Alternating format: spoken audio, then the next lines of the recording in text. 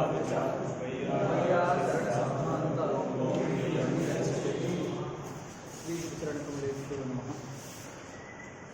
लोग अकथितंच इस शास्त्र का अध्ययन कर रहे हैं, जिसमें हम लोगों ने यह पढ़ा पूर्व कक्षा में। इस सूत्र में दो पद हैं। अकथितम यह प्रथमैक वचनांत पद है, चा यह अव्यय पद है। इस सूत्र में चकारा कर्तुरीप्सित तमन कर्म, इस सूत्र के द्वारा कर्म पद की अनुवृत्ति आती है। तथा सर्वं वाक्यम क्रियायाम परिसमाप्यते, इस नियम के अनुसार स्यात्, इस क्रियाबोधक पद का हम अध्याहार करते हैं, उसको ले आते हैं, तो कर्म स्यात् ऐसा अर्थ होता है। तथा कारके का अधिकार है। कारके में प्रथमार्थ में सप्तमी है, अतः कारके पद का अर्थ है कारकम। तो कारकम कर्म संयम स्यात् इतना बन गया। किस कारक की कर्म संज्ञा का विधान यह सूत्र कर रहा है? तो उस कारक में एक विशेषण दिया गया अविवक्षितम। जो अविवक्षित कारक है उसकी ही यह कर्म संज्ञा करने के लिए आया है। अविवक्षित का क्या तात्पर्य है? तो हमने ये जाना था कि पहले तो ये अविवक्षित जो शब्द है वह शब्द अप्रधान अर्थक कोई रूढ़ शब्द नहीं है, अपितु असंकीर्तित अर्थ को कहने वाला यौगिक शब्द है। ये यौगिक है, रूढ़ नहीं है। ये बात पता कैसे चली? तो भाष्य ग्रंथ देखने से इस बात का निश्चय होता है। भाष्यकार ने केन अकथितम इस प्रकार का एक प्रश्न उद्भावित किया, तथा अपादानादि विशेष कथा भी, यह उस प्रश्न का प्रत्युत्तर दिया, प्रतिवचन उन्होंने कहा। अब ये प्रश्न और प्रतिवचन रूढ़ शब्द में संभव नहीं होते। हमने दृष्टांत बताया था कि गो शब्द है, तो अगर हम उच्चारण करते हैं गऊ, तो गऊ गो शब्द गम धातु से बना है गो शब्द, उसी के एक वचन में गऊ प्रयोग बनता है। अब गो शब्द का जब व्युत्पत्ति प्रदर्शन करना होता है तो गच्छति की गऊ, ये व्युत्पत्ति तो हम बताते हैं, किंतु गऊ कहने पर केन गऊ इस प्रकार का क्या नहीं होता, प्रश्न उत्पन्न नहीं होता। केन गऊ इस प्रकार की करणाकांक्षा उत्पन्न नहीं, बात सुना गया। तथा उसका समाधान भी नहीं दिया जाता, किंतु जहाँ केवल गच्छति कहते हैं तो वहाँ केन गच्छति ये प्रश्न भी होता है। यानेन गच्छति, रथेन गच्छति इत्यादि उसके प्रतिवचन भी उपलब्ध होते हैं। तो हमने उस लौकिक व्यवहार से क्या समझा कि रूढ़ शब्दों में केन इस प्रकार की करणाकांक्षा नहीं होती है। भाष्यकार ने केन अकथितम इस वाक्य के द्वारा करणाकांक्षा का उद्भावन किया है। इससे ये पता, और उसका उत्तर भी दिया है अपादानादि विशेष कथा भी। तो इन भाष्य में जो प्रश्न और उसका प्रतिवचन उपलब्ध होता, प्रतिवचन मतलब उत्तर, तो केन अकथितम यह प्रश्न तथा अपादानादि विशेष कथा भी, यह जो उसका प्रतिवचन है, उस भाष्य में कहे गए प्रश्न और प्रतिवचन से सिद्ध होता है कि ये शब्द रूढ़ नहीं है, नहीं तो प्रश्न और प्रतिवचन होता ही नहीं, अपितु यौगिक शब्द है। इसका अर्थ है असंकीर्तित। असंकीर्तित का मतलब क्या है? तो ग्रंथकार कहते हैं असंकीर्तित मतलब अविवक्षित। असंकीर्तित का अर्थ है अविवक्षित। जो विवक्षित नहीं है तो उसको हम अविवक्षित कहते हैं। विवक्षित क्या है? तो जो कहने योग्य हो, जिसको हम कहना चाह रहे हो। वक्तुम इच्छा विवक्षा होता ना, तो जो कहने की इच्छा होती है उसको हम विवक्षा कहते हैं। और विवक्षा जिसकी रहती है वह विवक्षित कहलाता है, और जो विवक्षित नहीं है वह अविवक्षित होता है। तो केन अकथितम का मतलब है केन अविवक्षितम, किसके द्वारा अविवक्षित होना चाहिए। अविवक्षा का कारण क्या है? इस प्रकार की करणाकांक्षा यहाँ पर उपस्थित होती है। अब करण के रूप में, अविवक्षा के करण के रूप में दो उपस्थित है, एक कारक उपस्थित है तथा कारक की अपेक्षा जो व्याप्य धर्म है, कर्म, करण, संप्रदान, अपादान आदि धर्म, वह भी उपस्थित है। यहाँ किनको अभिवक्षा का करण माना जाए तो कहते हैं कि हम कारक को अभिवक्षा का करण नहीं मान सकते, मतलब कारकत्वेन धर्मेण अभिवक्षितम ऐसा अर्थ नहीं कर सकते। क्यों? क्योंकि कारक का अधिकार है।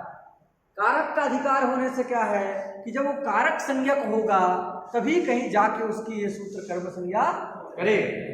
तो कारक होने पर ही कर्म संज्ञा का विधान करना है, इसलिए कारकत्वेन धर्मेण अभिवक्षितत्वम अत्र वक्तुम न शक्यते। बात सुना गया? कारकत्वेन अभिवक्षा नहीं ले सकते तो क्या लेंगे? कारकत्व की अपेक्षा जो व्याप्य धर्म है, अपादानत्व, संप्रदानत्व, अधिकरणत्व, करणत्व, कर्मत्व, कर्तृत्व, हेतुत्व, ये सब कारकत्व की अपेक्षा व्याप्य धर्म है उन, और ये विशेष धर्म है। कारकत्व धर्म सामान्य धर्म है, सभी में रह रहा है, किंतु अपादानत्व केवल अपादान में रहेगा, अन्य कारकों में नहीं रहेगा। संप्रदानत्व केवल संप्रदान में रहेगा, अन्य कारकों में नहीं रहेगा। किंतु कारकत्व सभी कारकों में है कि नहीं? तो कारकत्व सामान्य धर्म है, अपादानत्वादि ये विशेष धर्म है। तो हमको यहाँ अभिवक्षा किन धर्मों से लेनी है?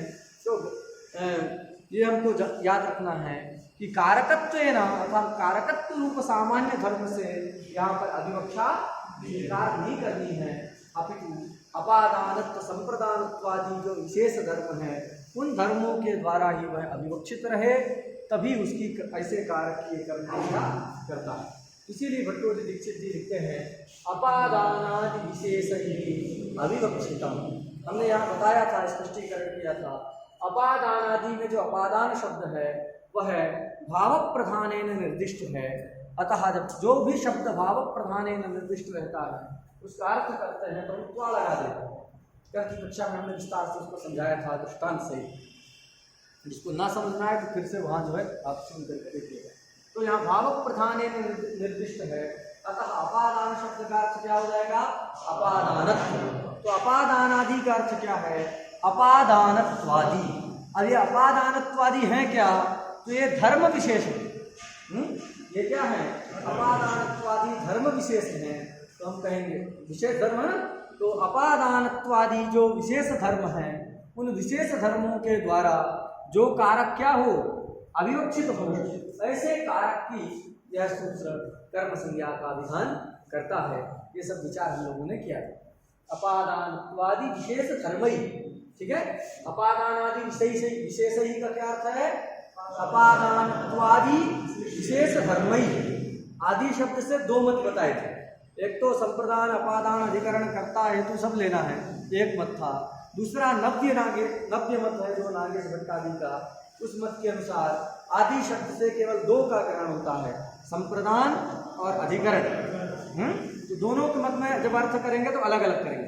प्राचीनों का जब मत में जब अर्थ करेंगे तो क्या करेंगे कि अपादानत्व, संप्रदानत्व, अधिकरणत्व, करणत्व, हेतुत्व, कर्तृत्व ये विशेष धर्माः तैः धर्मैः अभिवक्षितं यत्कारकं तत्कारकं कर्मसंज्ञकं भवति। ये प्राचीनों के हाथ। नव्यों के यहाँ करेंगे तो अपादानत्व, संप्रदानत्व, अधिकरणत्व धर्मैः, अधिकरणत्व रूप विशेष धर्मैः अभिवक्षितं यत्कारकं भवति तत्कर्मसंज्ञकं भवति। ये जो है इसका अर्थ करेंगे। एक विशेष प्रश्न हमने बताया था, उसको आज हमको पढ़ना है, नई बात समझनी है कि ठीक है वो कारक ना तो अपादान उसको कहना है, ना संप्रदान के रूप में हम कहना चाहते हैं, ना अधिकरण के रूप में कहना चाहते हैं, तो आखिर उस कारक को किस रूप में कहना है? अपादानत्वादि विशेष धर्म से अभिवक्षित तो है, किंतु किसी न किसी रूप में विवक्षित होगा कि नहीं? अगर आप कहना चाहते हैं तो किसी न किसी रूप में तो आप कहेंगे।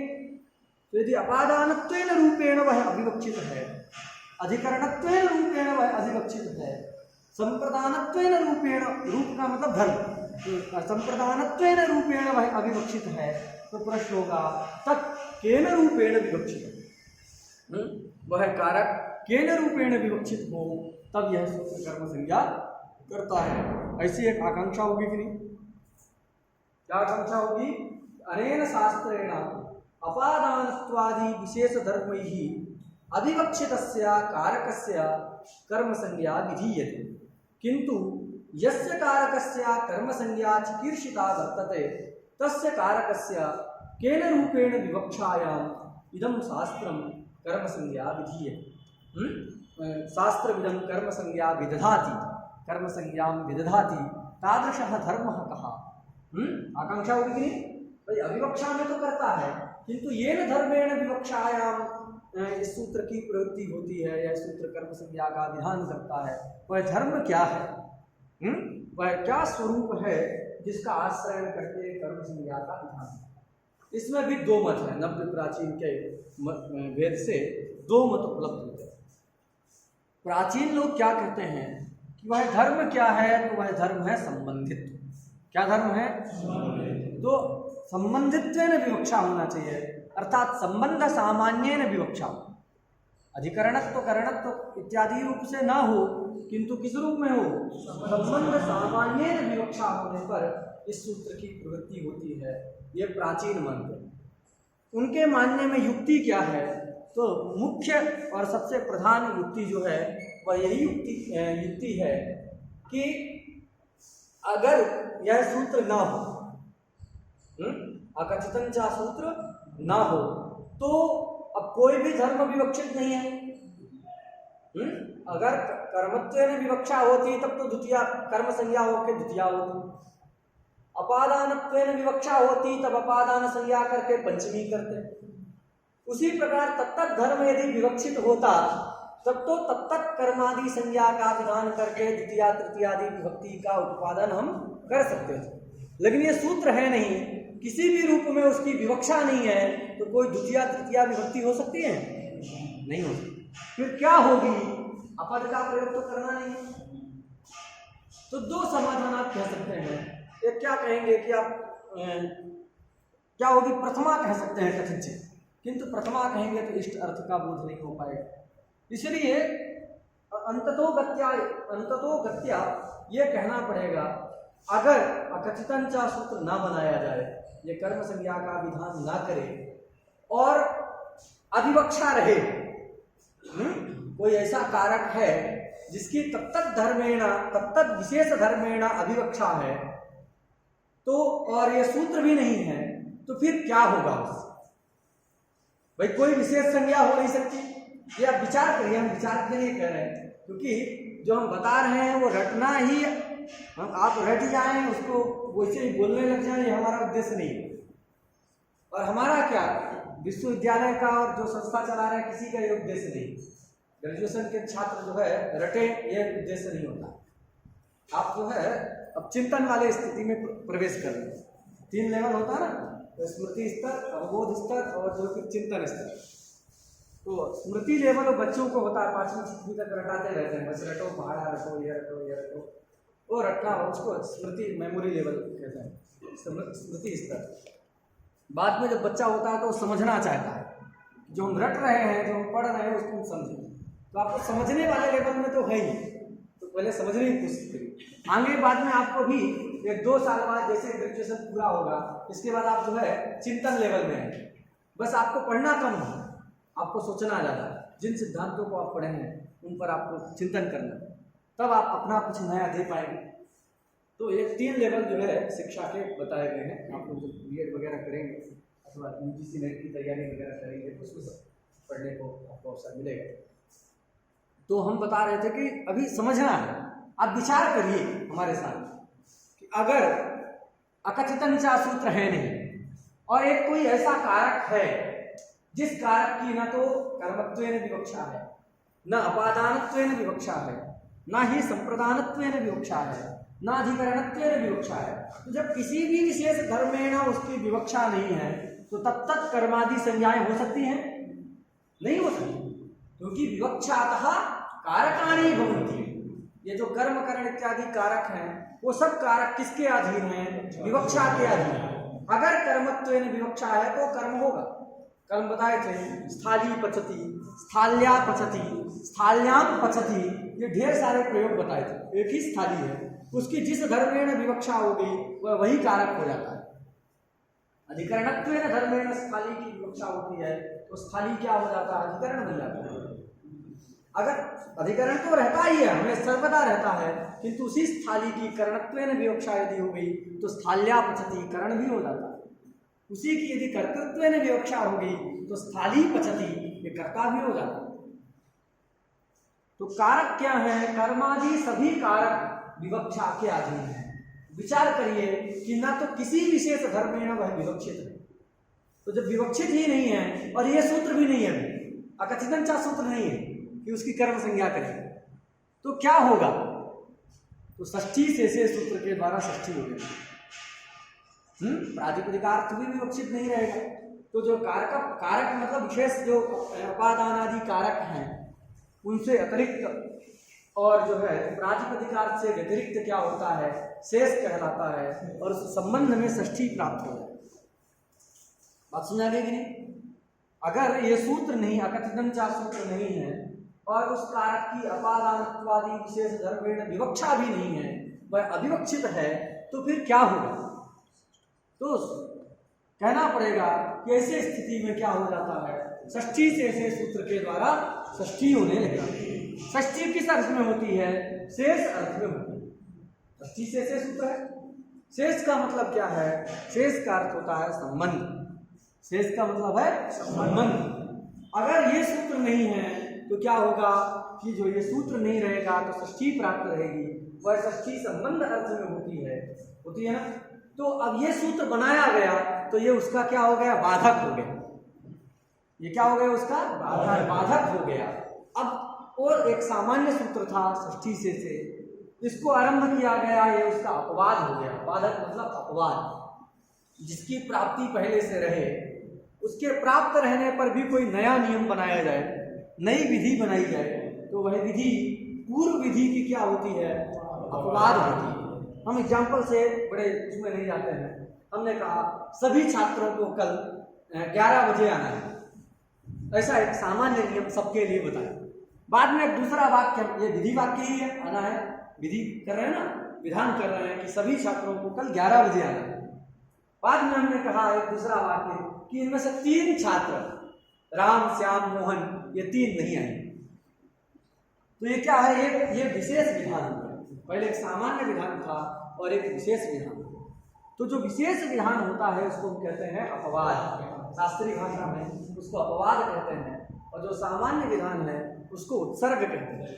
उत्सर्गापवाद भाव होता है और उसके लक्षण अलग है। ये न प्राप्ति यो विधिरारभ्यते तस्य बाधको भवति है, यत् कर्तृकावश्यं प्राप्तुं सत्यां यह विधि आरभ्यते सविधि तस्य बाधकः अपवादः, ये सब परिष्कार है। लेकिन सामान्य बात यही है, जो विशेष होता है वाक्य उसको अपवाद कहते हैं, और जो सामान्य होता है उसको क्या कहते हैं, उत्सर्ग। शास्त्रीय उदाहरण बताएं, तो शास्त्रीय उदाहरण वैदिक समझना चाहते हैं तो वेद में कहा गया मा हिंस्यात् सर्वभूतानि, अथवा न हिंस्यात् सर्वभूतानि, किसी भी प्राणी की हिंसा नहीं करना चाहिए। ये सबके लिए निषेध है, चाहे वो ब्राह्मण हो, चाहे क्षत्रिय हो, चाहे वैश्य हो, चाहे शूद्र हो, चाहे कीट हो, चाहे पतंग हो, पशु हो, पक्षी हो, किसी भी प्राणी को नहीं मारना है, ये वेद कह रहा है। मा हिंस्यात् सर्वभूतानि, ये कहा। एक दूसरा वचन वेद में मिलता है क्या, अग्निशोमीयम पशुमालभेता। तो अग्निशोमीयम पशुमालभेता में वहां पर अग्निशोमीय जो याग है उसमें पशु के आलभन की बात कही गई है, उसके बलि की बात कही गई। विरोध हो गए। विरोध का परिहार कैसे होगा, वही सामान्य विशेष भाव को मानना। जब वही विरोध कैसे, जैसे अभी सामान्य वाक्य में हमने बताया सबको आना है, सभी छात्र 11 बजे आएंगे, 3 नहीं आएंगे, तो विरोध हो रहा है ना। जब सभी आएंगे तो फिर 3 कैसे, सभी में तो 3 भी आ जा रहे हैं, तो झटती क्या प्रतीत होता है, विरोध। सभी छात्र 11 बजे आएंगे, उनमें से फिर हम दूसरा वाक्य कहते हैं 3 छात्र राम, कृष्ण और मोहन नहीं आएंगे, तो क्या हो गया, दोनों वाक्य में विरोध है कि नहीं। शास्त्र में भी एक वेद कहता है किसी भी प्राणी की हिंसा नहीं करना है, और दूसरा कहता है अग्निशोमीयम पशुमालभेत पशुना यजेत, ये सब विधियां मिलती, तो विरोध हो रहा है ना। इन विरोध के परिहार करने के लिए शास्त्र में एक व्यवस्था दी गई है।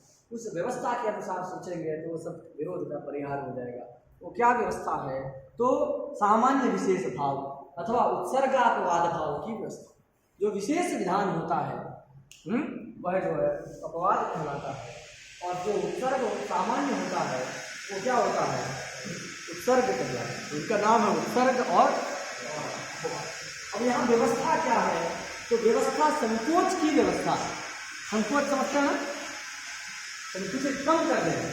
संकोच मतलब संकुचित करना, नहीं कहते बड़ी इसकी संकुचित मानसिकता ऐसा करते हैं। तो संकोच करना मतलब कम कर देना। बड़ा विस्तार था उसका, उसको हमने संकुचित कर दिया, कम कर दिया। तो देखो सभी छात्रों को 11 बजे आना है, तो सभी में जो सब आ रहे हैं, एक भी छूट नहीं रहा। 100 छात्र हैं तो 100 के 100 सभी शब्द से विहित हो। विशेष वाक्य क्या करेगा? वो जो सामान्य वाक्य है उसको संकुचित करेगा। उसको क्या करेगा? विशेष वाक्य जो है वो सामान्य वाक्य को संकुचित करेगा, कम करेगा। वो बताएगा कि सभी का अर्थ यहाँ पर 100 नहीं है, 3 के अतिरिक्त जितने हैं वो सब सभी का है। समझ में आ गया? क्या कहेगा? वो विशेष शास्त्र कहेगा कि यहाँ सभी छात्रों को 11 बजे आना है। इस वाक्य में जो सभी है, इस सभी शब्द का अर्थ जो है 100 के 100 छात्र नहीं है, अपितु 3 जो गिनाए गए हैं विशेष विधि में, उनसे अतिरिक्त सभी आना है। ये उसका समझ में आ गया? राम, श्याम और मोहन से अतिरिक्त सर्वे छात्रा हैं, ये जो है उसका अर्थ होगा। बात समझ आ गया? अब कोई विरोध नहीं।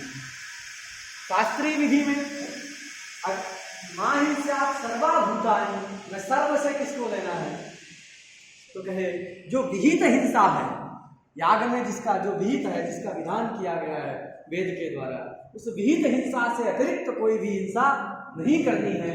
यही उस मां हिंसा सर्वाभूतानि का अर्थ है। बात समझ आ गया? कोई विरोध है? उसका यही अर्थ है, इसने उसको यह संकुचित करता है। व्याकरण का एग्जाम्पल समझना चाहते हैं तो हजार उदाहरण है। एक जो आप परिचित है उसको बता देंगे। आप सुने होंगे आज गुणः सूत्र है। एक सूत्र है वृद्धि रेचि, आज गुणः और वृद्धि रेचि, ये 2 सूत्र है। तो आज गुणः क्या कहता है? अवर्ण से अच परे रहते हैं गुण का आदेश होता है। वृद्धि रेचि क्या कहता है? अष्टादश अवर्ण से एच परे रहते वृद्धि आदेश होता है। एच मतलब ए, ओ, आई, औ। अब ये बताइए जो ये एच है वह अच है कि नहीं है? तो एक स्थल है कृष्ण एकत्व। कृष्ण एकत्व। अब कृष्ण एकत्व में आद गुणा कहता है हम गुण करेंगे। अच पर में, अरे ए अच में आता है कि नहीं आता है, तो कहेगा हम गुण करेंगे। वृद्धि रेचि कहेगा नहीं ये एच है, तो जो है हम क्या करेंगे? वृद्धि करेंगे। किसी एक की बात को मानते हो तो दूसरा शास्त्र अप्रामाणिक होने लगेगा, लेकिन शास्त्र तो अप्रामाणिक नहीं होता। सामान्य बुद्धि से यदि विचार किया जाए तो क्या प्रतीत चलता है कि एक वाक्य कोई ना कोई अप्रामाणिक। दोनों सही कैसे हो सकते हैं? दोनों होगा, दोनों कैसे हो सकते हैं? या तो ये सही होगा या वो सही होगा। किसी एक के अप्रामाण्य की आपत्ति आएगी। ये सामान्य बुद्धि। वैसे वेद वाले में भी हमने बताया, वहां पर भी अगर ऐसा मानते हैं कि जो सामान्य रीति से विचार करेंगे, दोनों हो नहीं सकता। सर्वाभूतानि में अगर सब लेते हैं तो फिर वो पशु भी आ गए, पशु माल भेद, ये कैसे होगा? तो विरोध प्रतीत होता है। एक के अपना ऐसे लोग कहते हैं जो शास्त्र नहीं पढ़े रहते हैं ना, तो शास्त्र को कैसे समझना है ये बुद्धि तो उनके है नहीं। हम निंदा नहीं कर रहे हैं, मैं आपको समझाने की बात कर रहा हूँ कि जो शास्त्र नहीं पढ़े रहते हैं वो शास्त्र को कैसे लगाना है। शास्त्र में विधाएं बताई गई हैं। तो जब परंपरा से व्यक्ति पढ़ता है, हजारों नियम बताए गए हैं, इन नियमों के अनुसार शास्त्र का परीक्षण करना है, शास्त्र की पंक्ति के अर्थ को समझना है। और पढ़े लिखे हैं नहीं, कोई एक वेद का वचन उनको मिल जाए तो उल्टा पुल्टा खोज लेते हैं रामायण से चाहे वेद से, और कहेंगे देखो वेद में ऐसा लिखा है। अरे तुम्हारे दादाजी भी वेद पढ़े हैं, तो उसका अर्थ समझोगे। सामान्य वस्तु है क्या? वेद का अर्थ करने के लिए गूढ़ ज्ञान चाहिए शास्त्रों का। केवल एक शास्त्र नहीं, केवल व्याकरण जो है वेद के अर्थ को नहीं बता सकता। केवल व्याकरण पढ़ा है वेद के अर्थ को बिल्कुल नहीं बता सकता। होगा कितना बड़ा जो शाब्दिक, केवल दर्शन पढ़ा है तो भी नहीं बता सकता। वेद में तो सब है। दार्शनिक ज्ञान भी होना चाहिए, मीमांसा का पूरा ज्ञान होना चाहिए। बिना मीमांसा के तो आप निश्चय कर ही नहीं सकते। मीमांसा मतलब पूर्व मीमांसा, दर्शन का ज्ञान हो, न्याय का ज्ञान हो, व्याकरण का ज्ञान हो, साहित्य का ज्ञान हो, पुराण का ज्ञान हो, जब सब रहेगा, ज्योतिष का ज्ञान हो, निरुक्त का ज्ञान हो, अरे अंग है ना, सभी अंगों का ज्ञान होगा तब ना आप पहचानोगे। किसी सामान्य व्यक्ति को यदि पहचानना हो तो उसका बिना मुख देखे हम पहचान जाएंगे कौन? अरे उसका मुख देखते हैं, हाथ देखते हैं, ये सब देख करके पहचानते हैं। कई एक शकल के मिल जाते हैं तो फिर देखते हैं उसके हाथ में कुछ चिन्ह वगैरह एक ही है कि दूसरे हैं। तो अंग का काम ही है जो स्वरूप को बताए। अंग्यन्ते ज्ञायन्ते ये भी अंगानी, अंग्यन्ते अर्थात ज्ञायन्ते ये भी, जिनके द्वारा जाना जाए उसको अंग कहते हैं। तो लोक में भी ये घट रहा है, हाथ मुख कान ये सब देख करके व्यक्ति के स्वरूप को जानते हैं, कहा वह अंग है। शास्त्र में नहीं घटेगा। 6 अंग पढ़े नहीं, वेद का अर्थ करने लगे तो उल्टा पुल्टा करेगा व्यक्ति। तो इसलिए शास्त्र जो पढ़ना चाहिए, शास्त्र की व्यवस्था। अब देखो विरोध लग रहा है ना सब जगह, और क्या विरोध, क्या मतलब एक वचन कोई ना कोई अप्रामाणिक होगा। ऐसे लोग कहते हैं कि उल्टा पुल्टा वेद में लिखा है, एक जगह वेद ये कह रहा है, दूसरी जगह ये कह रहा है, वेद अप्रामाणिक है, वेद को नहीं पढ़ना चाहिए। ऐसा सब लोग हल्ला करते हैं। उसको जो आप लोग को बताना है कि ऐसा नहीं है, उसके लिए जो है आपको शास्त्र पढ़ना चाहिए। शास्त्र में व्यवस्था है। तो शास्त्र क्या व्यवस्था है कि सामान्य शास्त्र का जो उद्देश्य होता है वो उद्देश्य में संकोच करता है। विशेष शास्त्र संकोच करता है कि विशेष शास्त्र का जो उद्देश्य है उससे अतिरिक्त में ही सामान्य शास्त्र की प्रवृत्ति होती है। तो यहाँ विशेष शास्त्र क्या है, देखो अच कह रहा है आज गुना, और ये एच कह रहा है। जो एच है वो क्या है, अच विशेष है। अच का एक विशेष रूप ही, सारे अच नहीं आ रहे ना एच में, अच है, एच वर्ण भी अच है, किंतु वो क्या है, अच विशेष है।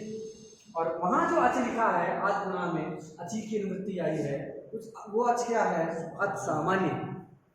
बात सुना गई कि नहीं, सामान्य है और ये विशेष हो।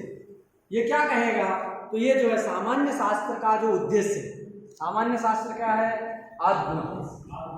आत्मगुण एक सामान्य शास्त्र है और वह विशेष शास्त्र है। तो सामान्य शास्त्र का उद्देश्य क्या है, अवर्ण से अव्यवहितोत्तरवर्ती अच, ये उद्देश्य है कि नहीं, अवर्ण से अव्यवहितोत्तर अच उसका उद्देश्य। इसका क्या उद्देश्य है, अच से अव्यवहितोत्तर एच, तो ये क्या करेगा, ये जो है संकोच करेगा। अच से किसको लेना है, एच से अतिरिक्त अच को लेना है। आत्मा में जो अच है उस अच का मतलब जो है आ यू इत्यादि 9 वर्ण नहीं, अच का अर्थ वहां क्या है, एच से अतिरिक्त अच, एच अतिरिक्त अच। अब अर्थ करो, आत्मा का अर्थ है अवर्णात् एच अतिरिक्त अचि परे। क्या अर्थ है उसका, अवर्णात् एच अतिरिक्त अचि परे पूर्व परियो हो उन्हीं का आदेश। वृद्धि रचि का वही अर्थ है, एच परे। बताओ कोई विरोध है, आत्मा वही लगता है जहां एच से अतिरिक्त अच, और वो एच से लगता है, कोई विरोध नहीं। इस प्रकार की संकोच की व्यवस्था हम लोग के यहाँ उत्सर्गापवाद भाव करके, और जो है सामान्य शास्त्रीय उद्देश्यता विच्छेदक में विशेष शास्त्रीय उद्देश्यता विच्छेदकातिरिक्तत्व संकोच किया है। अब शास्त्रीय भाषा है, उसको रखने की आवश्यकता नहीं है, लेकिन जो हम बात बताए हैं उसको आपको समझना है। ये सामान्य शास्त्र का जो उद्देश्य होता है उस उद्देश्य में क्या किया जाता है, विशेष शास्त्र का जो उद्देश्य उससे अतिरिक्तत्व संकोच किया जाता है, जो उससे अतिरिक्त स्थल में ही लगेगा। ऐसा करते हैं तो व्यवस्था बन जाए। अब प्रकृत मनुष्यराम क्या करें, हमारा थोड़ा सा ये एक दोष आ गया है अभी कुछ दिनों से कि अब बताने लगते हैं तो कई सारी बात जो है कहीं से कहीं पहुंच जाते हैं। लेकिन हम बता चुके हैं कक्षा में, उद्देश्य है हमारा जो है आपको व्युत्पन्न करना, आपके ज्ञान को बढ़ाना, यही उद्देश्य, सिलेबस खत्म करना नहीं। तो इससे भी होगा, आप लोग तैयार करेंगे तो इससे आपको बहुत सारी जो है सोचने की एक क्षमता आप में बढ़ेगी। सबके लिए उपयोगी है, केवल व्याकरण वालों के लिए उपयोगी नहीं। चलिए तो प्रकृत का हम अनुसरण करते हैं कि यहाँ अगर अपादानत्वादि विशेष धर्मेण वह अविवक्षित है, तो तब तक विशेष संज्ञाएं हो नहीं सकती, क्योंकि वो सब संज्ञा विवक्षा के अधीन है। विवक्षा कारकाणी भुवंती नियम के अनुसार अपादानत्वेन विवक्षा होने पर अपादान संज्ञा, संप्रदानत्वेन विवक्षा होने पर संप्रदान संज्ञा। तो जब तब तक विशेष धर्म की अविवक्षा है, अपादानत्वादि सारे विशेष धर्म अविवक्षित हैं, तो अपादान आदि संज्ञाएं भी नहीं हो सकती। संज्ञाएं नहीं होंगी तो तब तक संज्ञा को निमित्त मान करके होने वाली जो द्वितीया तृतीया इत्यादि विभक्तियां हैं, वो विभक्तियां भी नहीं होंगी। फिर क्या होगी? तो कहना पड़ेगा अगत्या कि षष्ठी से के द्वारा षष्ठी होगी। बात सुना गया? अब ये सूत्र बना दिया गया तो जो है षष्ठी तो अन्यत्र भी हो रही है, जहां अविवक्षा नहीं है।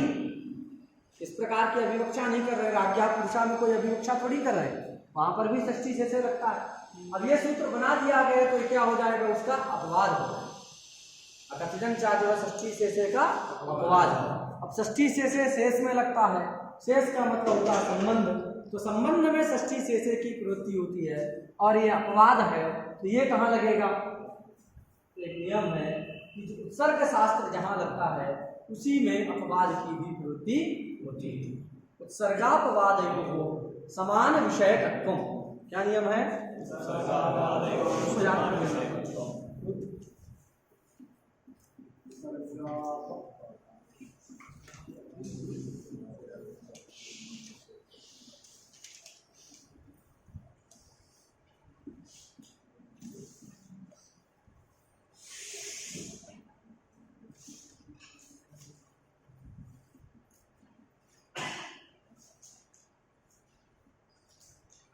उत्सर्गापवादयो समान विषयकत्व, दोनों का विषय जब समान होगा तभी उत्सर्गापवाद भाव बनता। उत्सर्गापवादयो समान विषयकत्व, यह एक नियम। उत्सर्ग शास्त्र और अपवाद शास्त्र दोनों का विषय क्या होगा? समान होगा, एक ही विषय होगा, तभी वह उत्सर्ग और अपवाद भाव बनता है। बात सुना गया? इसीलिए आद्गुणः और वृद्धि रेची में तो उत्सर्गापवाद भाव है, किंतु इको अणची में नहीं। इको अणची का जो है आद्गुणः अपवाद नहीं, अथवा वृद्धि रेची अपवाद नहीं, क्योंकि इको अणची कहाँ लगता है? इक के स्थान में यण करता है अच परे, और यहाँ वृद्धि रेची अवर्ण से अच परे, एच परे। समान विषय हुआ, अलग अलग विषय, दोनों जो है एक ही स्थल में प्राप्त नहीं है, दोनों का विषय क्षेत्र अलग अलग है। तो जब एक ही क्षेत्र में होते हैं तो उत्सर्गापवाद भाव बनाया है। बात सुना गया? अलग अलग क्षेत्र है तो कोई जो दिक्कत नहीं होगी, समान क्या नाम से समान विषय में ही उत्सर्गापवाद भाव होता है। अब अकथितन चा सूत्र जो है क्या है? अपवाद है। किसका? षष्ठी से का। तो षष्ठी से का विषय क्या है? संबंध। षष्ठी से का क्या विषय है? संबंध। तो संबंध में लगता है, ये उसका अपवाद है, ये भी कहाँ लगेगा? संबंध में ही लगेगा। समझा गया? संबंध की विवक्षा में संबंध अर्थ जब अभिप्रेत होता है तो षष्ठी से लगता है। अब ये अकथितन चा सूत्र षष्ठी से का अपवाद है, उसको रोक करके ये लग रहा है, कर्म संज्ञा का विधान कर रहा है। ये भी कब लगेगा? जब संबंध की विवक्षा होगी तब। इसलिए प्राचीन लोक में ये युक्ति है कि अपवाद है, अपवाद होने से उत्सर्गापवादयो हो समान विषयकत्व, इस नियम के अनुसार ये भी संबंध अर्थ को करेगा। तो इस अर्थ क्या करेंगे कि अपादानत्वादि विशेष धर्म की अधिवक्षा हो तथा संबंध सामान्य की विवक्षा हो, तब उस कारक की यह सूत्र कर्म संज्ञा का विधान करता है। बात सुना गया? अपादानत्वादि विशेष धर्म ही अविवक्षितम और संबंध सामान्येन विवक्षितम यत् कारकम तत्कारकम कर्म संज्ञकम भवति, ऐसा जो है अर्थ करें। क्लियर हो गया? और अब कर्म संबंध सामान्य की विवक्षा में कर्म संज्ञा कर रहा है, तो कर्म संज्ञा होने के बाद द्वितीया विभक्ति लाना है। द्वितीया करने वाला एक ही सूत्र है, कर्मणि द्वितीया। द्वितीया कर्मणि द्वितीया, कर्मणि द्वितीया ये सूत्र। तो कर्मणि द्वितीया ये शास्त्र है। अब इसी से द्वितीया होगी, तो द्वितीया हो गई तो वाक्य बन जाए, जैसे उदाहरण के लिए गाम दोती पयाई है वाक्य। तो गो शब्द की ये कर्म संज्ञा, अभी वाक्य के बारे में हम पढ़ेंगे आगे। सहजतः मैं बता रहा हूँ कि गामदोग्धिपयः ये जो वाक्य है, तो यहाँ गो की जो है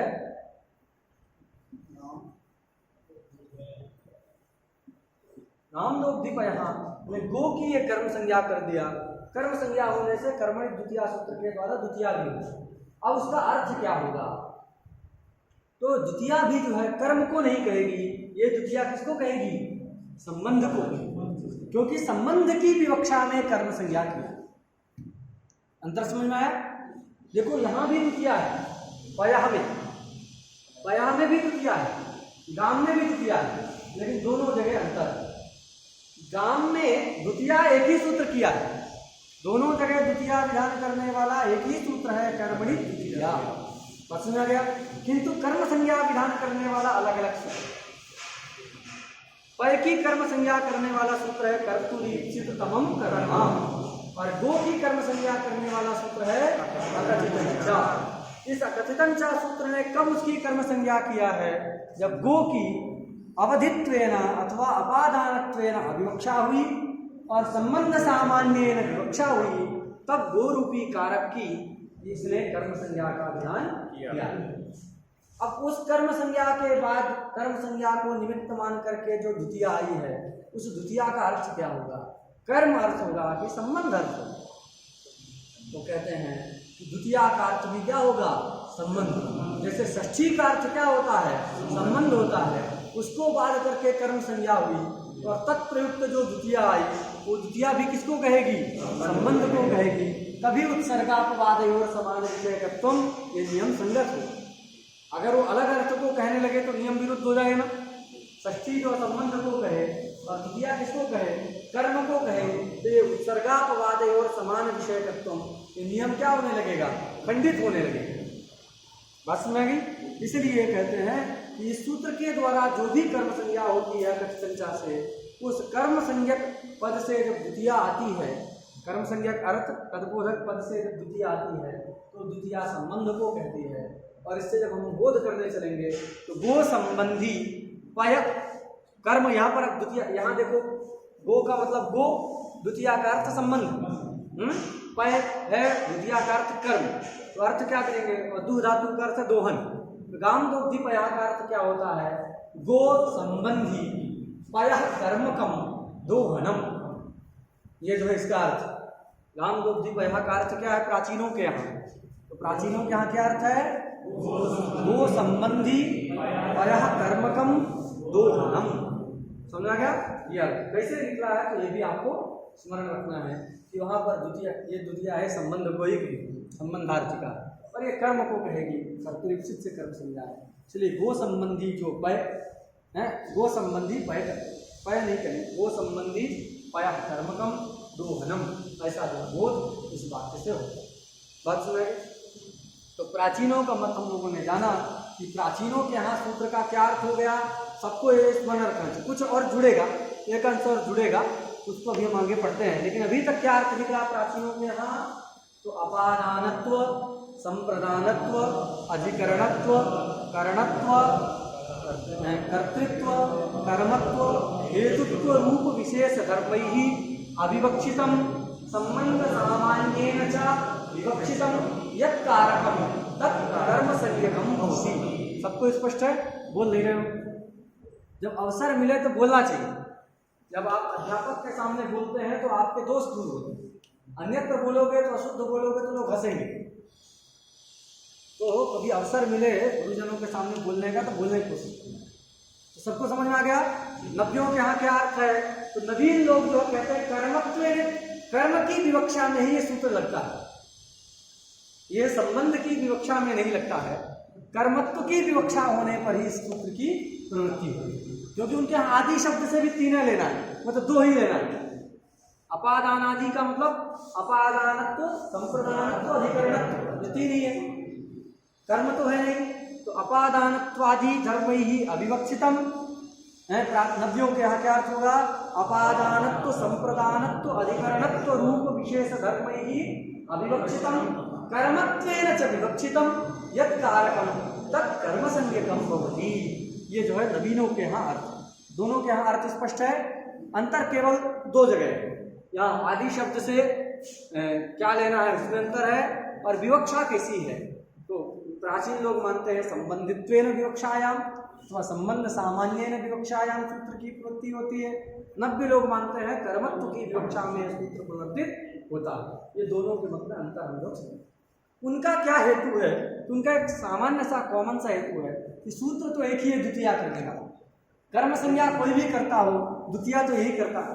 अब ऐसे सब जगह द्वितीया कर्म संज्ञा विधायक सूत्र का अर्थ अलग होने से सब जगह द्वितीया का अलग अलग अर्थ हो जाए तो फिर सूत्र का जो है आवृत्ति करनी पड़ेगी। कर्मणि द्वितीया की क्या करनी पड़ेगी? क्योंकि एक नियम है सकृत उच्चरित शब्द सकृदेव अर्थं गमयति न तो बारंबार। एक बार हम शब्द का उच्चारण करते हैं तो एक ही अर्थ को बताता है, बार बार 10 अर्थ नहीं बताएगा। अब आप कहोगे कि साहित्य के छात्र हैं हम लोग और साहित्य में तो एक श्लोक के जो है कई अर्थ निकलते हैं, श्लेष होता है, ऐसा सोच रहे होंगे। तो हम भी गलत नहीं है, आपके गुरुजी अगर ऐसा पढ़ाएंगे तो वो भी गलत नहीं है। वहाँ क्या प्रक्रिया है कि जब हम श्लेष से युक्त श्लोक का जब दूसरा अर्थ बताते हैं तो दूसरा अर्थ बताते हैं तो क्या होता है कि वहां पर उस श्लोक की आवृत्ति की जाती है। सही तरीका एक साथ ही 4 अर्थ नहीं बताया जाता। अर्थ बताने का तरीका क्या है? एक बार श्लोक पढ़े, उस श्लोक का एक अर्थ बता दें, फिर दोबारा उस श्लोक का उच्चारण करिए, फिर दूसरा अर्थ बताइए, फिर तिबारा करिए, तीसरा बताइए। उसमें है ना निषेधियम 5 श्लोक है जिसका 5-5 अर्थ है। तो पंच देवताओं की वो है रूप का वर्णन है। इंद्र वरुण सब दमयंती के जब विवाह में हो जाते हैं सब लोग, तो सबका वर्णन है तो 5 अर्थ निकलता है। तो जब 5 बार आवृत्ति करोगे तब उसका वो अर्थ निकलेगा। एक बार उच्चरित है तो एक ही अर्थ को कहेगा, बार बार नहीं कहेगा। क्या नियम है?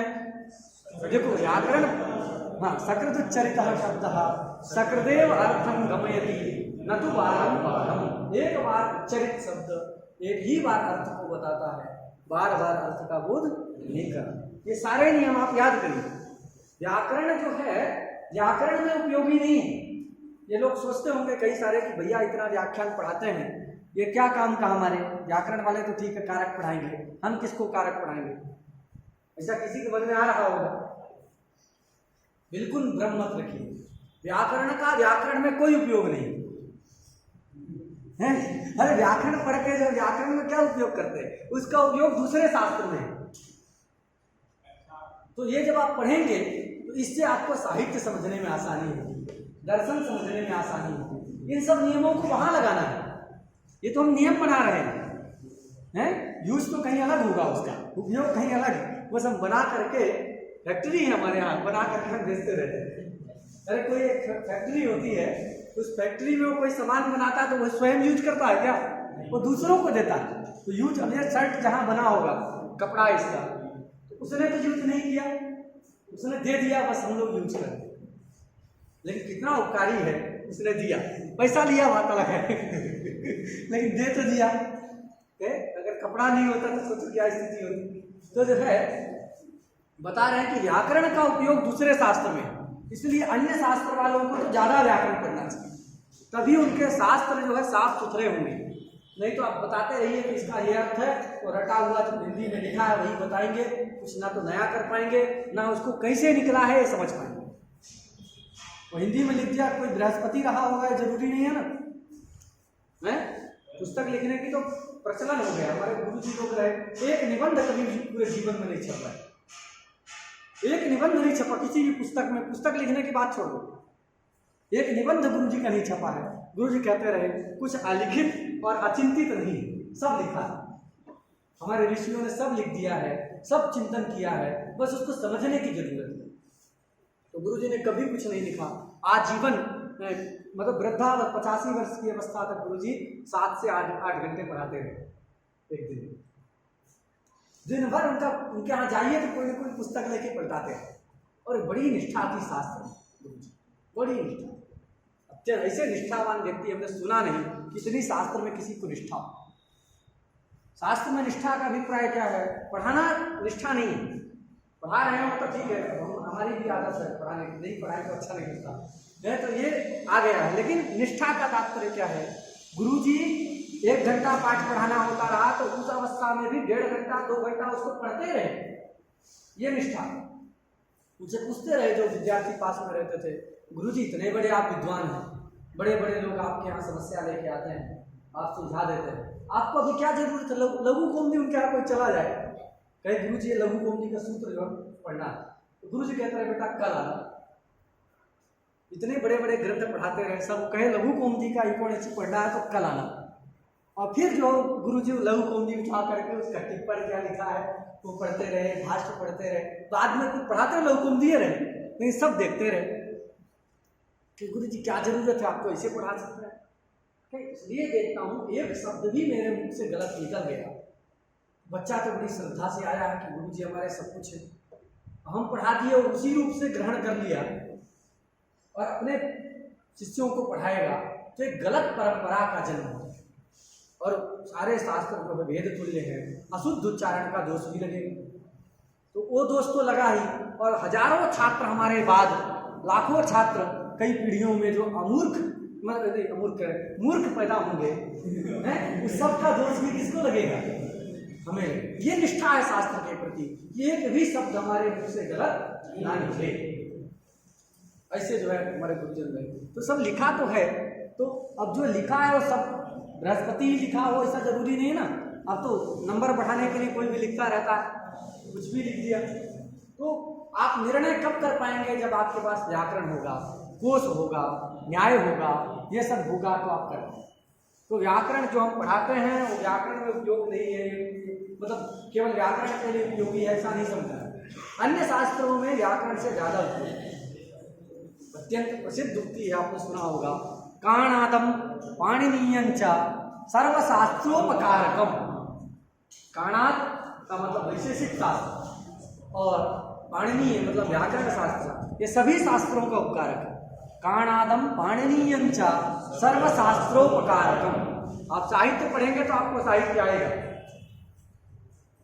सांख्य पढ़ोगे तो सांख्य आएगा, वेद पढ़ोगे तो वेद आएगा, लेकिन व्याकरण पढ़ोगे तो सब आएगा। तो इसलिए सब आएगा, कैसे आएगा? तो ये सब नियम आपको मालूम है, आप वहां लगा सकते हैं, कहाँ उत्सर्गा अपवाद भाव है, कहाँ कैसे है, ये सब विवेचन कर सकते हैं, उनका अर्थ कैसे होगा, तो ये निर्णय आप कर सकते हैं। तो ये आप समझ में आ गया। देखो श्लेष के लिए हमें बता दिया कैसे करना है, तो नियम क्या है कि उसकी आवृत्ति करना है, आवृत्ति करके 2 अर्थ करना पड़ेगा। नहीं तो नियम क्या है, सकृत उच्चरित शब्द सकृदेव अर्थम गमयति न तो बारंबार। तो ये जो है करना पड़ेगा। और अगर यहाँ पर भी अब 2 अर्थ यदि करना है, एक ही कर्मणि द्वितीया सूत्र द्वितीया करेगा और वो द्वितीया 2 अर्थ को बता नहीं सकता। एक बार कर्मणि द्वितीया है तो कर्मणि द्वितीया 2 अर्थ को बताएगा, एक ही अर्थ को बताएगा, सब जगह कर्म को कहे। 2 अर्थ करना होगा तो कर्मणि द्वितीया की आवृत्ति करनी पड़ेगी। आवृत्ति करने का मतलब 2 वाक्य बनाएगा, कर्मणि द्वितीया यह एक बात, पुनः कर्मणि द्वितीया दूसरा। तो ये वाक्य भेद की कल्पना करनी पड़ी। वाक्य भेद जो है एक दोष है, मीमांसा में बड़े दोषों में जो है वाक्य भेद की जो है वाक्य भेद दोष को माना जाता है। तो कोई छोटा मोटा दोष नहीं, बहुत बड़ा दोष है वाक्य भेद। मीमांसा शास्त्र पढ़ेंगे तो आप जानेंगे। तो वाक्य भेद की कल्पना करनी पड़ेगी जो कि उत्तम नहीं है, उचित नहीं है। इसलिए क्या कहेंगे कि सभी द्वितीया, जितनी भी द्वितीया है, जितनी भी द्वितीया का मतलब किसी भी सूत्र के द्वारा कर्म संज्ञा हुई हो, कर्म संज्ञा करने वाला अनेक सूत्र हैं, किंतु द्वितीया का अर्थ क्या होगा? सभी कर्म संज्ञक से आई हुई द्वितीया का अर्थ कर्म ही होगा, ऐसा 90 लोग मानते हैं। बहुत सारी युक्तियां हैं इसमें जो है, ये कम से कम सप्ताह भर का पाठ है, किसकी केन रूपेण विवक्षा किया जाए, इसको पढ़ा जाए, समझा जाए तो 1 सप्ताह चाहिए। लेकिन सिद्धांत आपने जान लिया।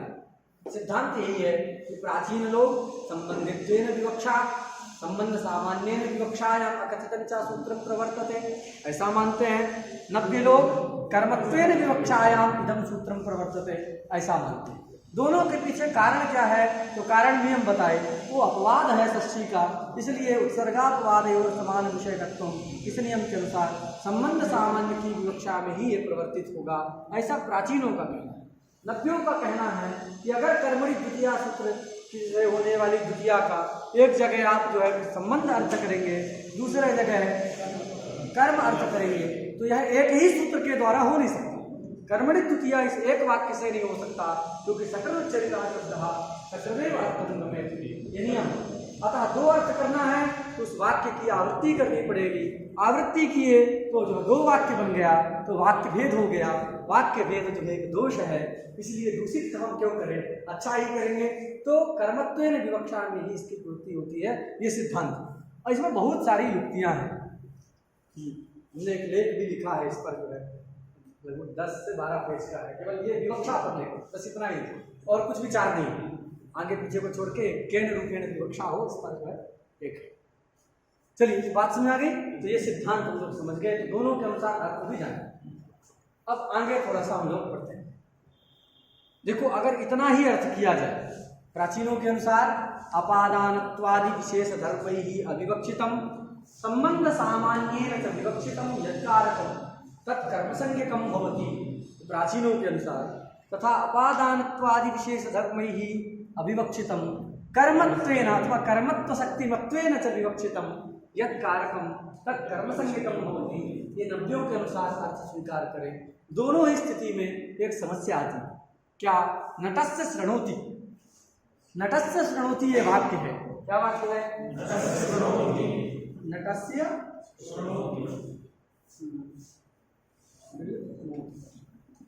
शृणोति, ये नटस्य शृणोति में नट की जो है क्या होने लगेगी? कर्म संज्ञा होने लगेगी। दोनों स्थिति में, चाहे प्राचीनों के यहाँ विचार करिए, चाहे नव्यों के अनुसार, कोई भी अर्थ स्वीकार करते हैं तो नटस्य शृणोति ये वाक्य है। नट है, नट मतलब कोई कलाकार है, एक्टर है, तो कुछ सुना रहा है मंच में, तो सब लोग सुन रहे हैं, नटस्य शृणोति। तो नटस्य शृणोति में जो नट है वो किसी रूप में विवक्षित है? कर्मत्वेन अपादानत्वेन संप्रदानत्वेन विवक्षित नहीं है, कोई प्राप्त भी नहीं। तो हम कल पढ़े थे कि यहाँ जो अविवक्षा लेना है, अविवक्षितम कर रहे हैं। अविवक्षा दो प्रकार की होती है, प्राप्ति पूर्विका अविवक्षा और सर्वथा अप्राप्ति पूर्विका अविवक्षा। तो यहाँ प्राप्ति ही नहीं है, नट की अपादान आदि कोई संज्ञा प्राप्त नहीं है। तो कोई भी प्राप्त नहीं है तो अप्राप्ति पूर्विका विवक्षा हो सकती है कि किसी की ऐसी इच्छा हो गई कि हम इसको अपादान आदि कुछ नहीं कहेंगे, ऐसी इच्छा हो गई, प्राप्ति भी नहीं थी, इच्छा भी है कि हम नहीं कहेंगे, तो क्या है? अप्राप्ति पूर्विका अविवक्षा है कि अपादानत्वादि विशेष धर्म की अप्राप्ति पूर्विका अविवक्षा यहाँ पर है। तो इसलिए अविवक्षा होने पर नट की क्या होने लगेगी? और किसी संबंध सामान्य विवक्षा भी हो जाए। सच्ची तो करिए है ना, संबंध सामान्य विवक्षा है, संबंध सामान्य विवक्षा नहीं होती तो नट से षष्ठी भी नहीं होती। तो इसका मतलब संबंध सामान्य विवक्षा भी है, और अपादानत्वादि किसी विशेष धर्मेण विवक्षा भी नहीं है। तो अपादानत्वादि विशेष धर्म ही अविवक्षित तथा संबंध सामान्य विवक्षित कौन हो गया? नट पदार्थ। नट पदार्थ की भी क्या होने लगेगी? कर्म संज्ञा। नवीनों के यहाँ वो लोग कर्मत्व की विवक्षा में मानते हैं। किसी की इच्छा हो गई कि हम नट को कर्म बनाना चाहते हैं, अरे इच्छा होने में कोई रोक सकता है? कोई इच्छा का वो नहीं होता। इच्छा को हम क्रिया करने से आपको रोक सकते हैं। कक्षा में आप बैठे हैं, कुछ उल्टा पुल्टा कार्य कर रहे हैं, तो हम रोक सकते हैं क्रिया से। लेकिन इच्छा हो गई आपकी, है फोन चलाने की इच्छा हो गई, तो इच्छा को नहीं रोक सकते। फोन चलाने के लिए मना कर सकते हैं, लेकिन इच्छा हो गई तो उसको नहीं रोक सकते। तो इच्छा को रोका नहीं जा सकता। यहाँ पर भी नट के प्रति किसी की इच्छा हो गई कि ये कर्मत्व है ना, इसकी विवक्षा, हम इसको कर्म कहना चाहते हैं, ऐसा इच्छा हो गई किसी।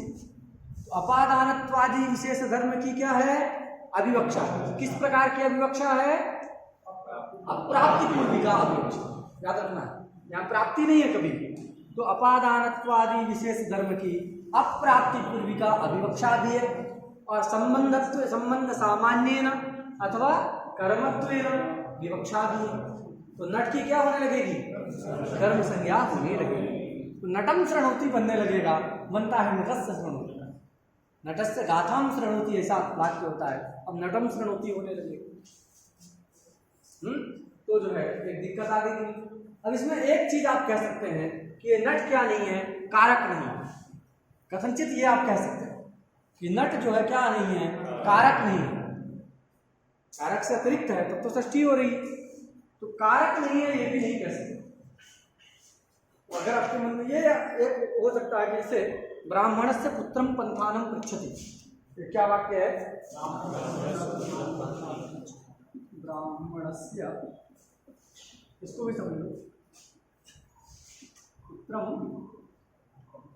पंथानम,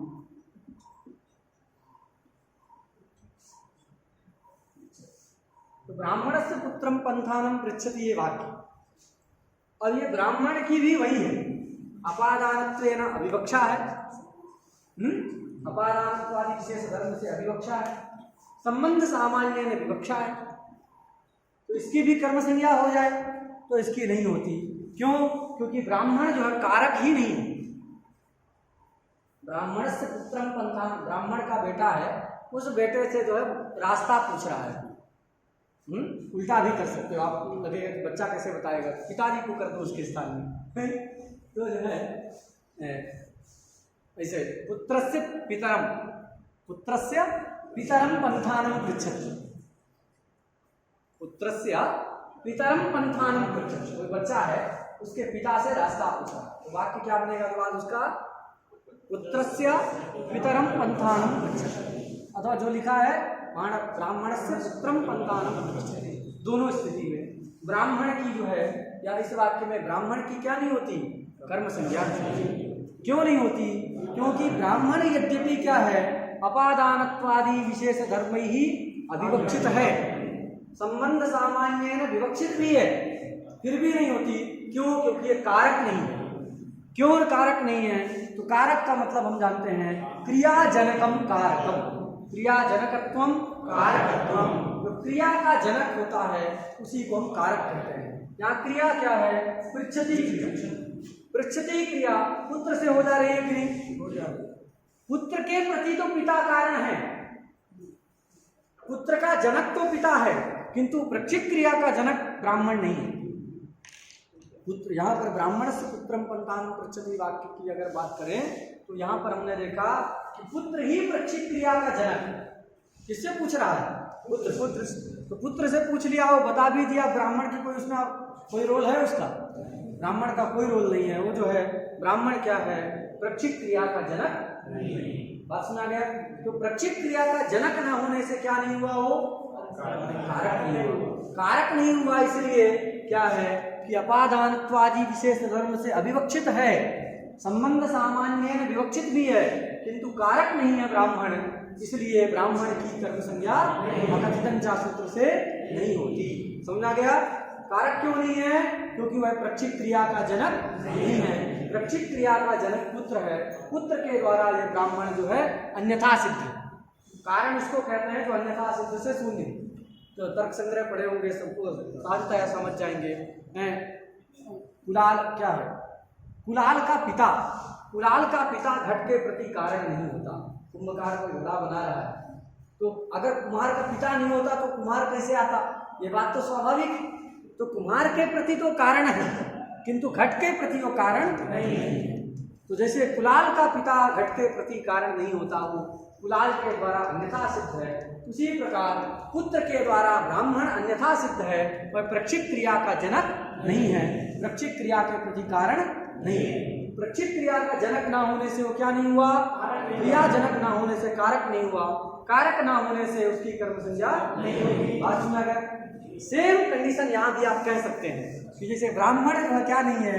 कारक नहीं है, कारक नहीं है, उसी प्रकार नट भी कारक नहीं है। कारक नहीं है तो अविवक्षा रहने पर भी, संबंध सामान्य में विवक्षा होने पर भी इसकी कर्म संज्ञा प्राप्त नहीं है, ऐसा आप कह सकते हैं। किंतु अगर ऐसा कहेंगे तो ठीक नहीं है। क्यों? क्योंकि यहाँ तो पुत्र पृच्छित क्रिया का जनक है और ब्राह्मण अन्यथा सिद्ध है। अन्यथा सिद्ध होने से ब्राह्मण जो है क्रिया का जनक नहीं होता, किंतु नटस्थ श्रृणोति में ऐसी स्थिति नहीं है। नट रहेगा तो ही श्रवण क्रिया होगी।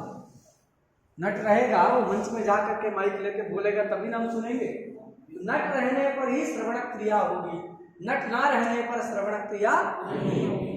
है तो यत् सत्वे कार्यम भवति यदभावे कार्यम न भवति तत्तस्य कारण। ये सामान्य हम जानते हैं। नट सत्वे श्रवण क्रिया सत्वम, नटाभावे श्रवण क्रिया भावः। अन्वय व्यतिरेक के द्वारा जो है इसको कहते हैं अन्वय व्यतिरेक। अन्वय साचार व्यतिरेक साचार। तत्सत्वे तत्सत्वम यह अन्वय साचार है। तदभावे तदभावः यह व्यतिरेक साचार है। तो अन्वय साचार और व्यतिरेक साचार के द्वारा हम जानते हैं कि ये वस्तु उसके प्रति कारण, कारणता निश्चय का यही उपाय है। अब उसको हम समझाएंगे तो बहुत समय लगेगा लिख करके, इसलिए सहजतया जो हमने बता दिया कि अन्वय साचार और व्यतिरेक साचार के द्वारा ही कारणता का निश्चय होता है। ये दोनों रहेंगे तो हम जान जाएंगे कि ये कारण है। दो में से एक भी नहीं है, व्यभिचार हो गया मतलब अन्वय व्यभिचार अथवा व्यतिरेक व्यभिचार हो गया तो कारणता का विघटन हो जाएगा, कारणता का निश्चय नहीं। देखो इनमें तो कार्य कारण भाव है, प्रक्षति और पुत्र में। पुत्र सत्वे प्रक्षिक क्रिया सत्वम, पुत्राभावे प्रक्षिक क्रिया भाव। इसलिए प्रक्षिक क्रिया के प्रति पुत्र कारण है कि नहीं है, और ब्राह्मण रहे तो भी प्रक्षिक क्रिया हो रही है कि नहीं, और ब्राह्मण ना रहे तो भी प्रक्षिक क्रिया पुत्र के द्वारा हो जाएगी कि नहीं, तो उसके अभाव में भी हो जा रही है। अतः ब्राह्मण जो है क्या नहीं है, कारण नहीं है। जिसके बिना भी कार्य उत्पन्न हो जाए वो कारण थोड़ी होता है। पुत्र के बिना तो प्रक्षिक क्रिया नहीं हो पाएगी, अतः पुत्र जो है प्रक्षिक क्रिया के प्रति कारण है। लेकिन ब्राह्मण ना रहे, केवल बेटा रहे तो मार्ग को बता सकता है। तो ब्राह्मण के बिना भी प्रक्षिक क्रिया हो सकती है, अतः ब्राह्मण क्या है, प्रक्षिक क्रिया के प्रति अन्यथा सिद्ध है, वह कारण नहीं। किंतु वैसी कंडीशन यहाँ नहीं, वह परिस्थिति यहाँ नहीं है। नट नहीं रहेगा तो श्रवण क्रिया नहीं है, नट रहने पर श्रवण क्रिया होती है, नट ना रहने पर श्रवण क्रिया नहीं हो पाएगी। इससे क्या पता चलता है, श्रवण क्रिया के प्रति नट कारण है कि नहीं। तो कारणता का निश्चय अन्वय व्यतिरेक साचार से हमने कर लिया कि जो है नट सत्वे श्रवण सत्वम नटाभावे श्रवणाभाव, ये अन्वय व्यतिरेक साचार से श्रवण क्रिया के प्रति नट कारण है, अर्थात श्रवण क्रिया का नट जनक है। तो क्रिया जनकत्व रूपी कारकत्व नट में है। बस में आ गया, ब्राह्मण में नहीं है किंतु नट में है। तो नट क्या हो गया, तो नट अपादानादि विशेष धर्म ही अविवक्षितमपि अस्ति, संबंध सामान्येन अथवा कर्मत्वेन विवक्षितमपि अस्ति, नटः कारकमपि अस्ति, नट कारक भी है। अतः उस नट रूपी कारक की कर्म संज्ञा कथितंचा सूत्र के द्वारा होने लगेगी। कर्म संज्ञा यदि हो गई तो तब प्रयुक्त द्वितीया होकर नटम शृणोति वाक्य बनने लगेगा, जो कि अनिष्ट है। नटस्य शृणोति ये वाक्य नहीं बन पाएगा। अतः नटस्य शृणोति इस वाक्य के रक्षा के लिए यहाँ कर्म संज्ञा ना हो, उसके लिए शास्त्रकारों ने परिगणन किया कि कथितंचा सूत्र सब जगह नहीं लगता। कहाँ लगता है, तो कहते हैं केवल 16 धातु के योग में ही लगता है। वो कारिका आगे है, दुह्याच पच दंड रुधिर प्रक्षि जीत पुरुषार्थ मत पुरुषाम कर्म युक्त स्याद कथितम तथा स्याद नीज विश्वहाम। कारिका क्यों आई ये समझ में आ गया, क्योंकि प्राप्त तो है ये सूत्र कहते। तो आचार्यों ने कहा सब जगह नहीं लगता, जहां ये 16 धातु में से कोई एक धातु रहेगी वहीं पर इसकी प्रवृत्ति होगी। उन 16 में कहीं पर भी श्रु धातु नहीं है, श्रु धातु न होने के कारण इसके योग में अकथितंचा सूत्र की प्रवृत्ति नहीं होगी, तो जो वाक्य बन जाएगा। अब ये कारिका का क्या अर्थ है और वो अर्थ फिर अभी सूत्रार्थ में जोड़ेंगे हम लोग, कर्मयुक्त स्याद कथितम उस अंश को जोड़ेंगे। अब उस अंश को हम लोग समय हो गया ना, उसको अब कल पढ़ेंगे। लेकिन इसको याद रखना है कैसे ये आया, उसकी आवश्यकता क्या है ये हमने बताया। कारिका की आवश्यकता क्या है, परिगणन उसको कहते हैं। परिगणन ये गिन करके बता दिया जाता है ना, इतने इतने के योग में लगेगा, तो गिन करके बता देने को शास्त्र में कहते हैं परिगणन। परिगणन किया गया कितने धातु के योग में ही प्रवर्तित होगा, अन्यत्र नहीं होगा। उसका फल जो है नटस्य शृणोति है, ये आगे हम लोग कल पढ़ेंगे।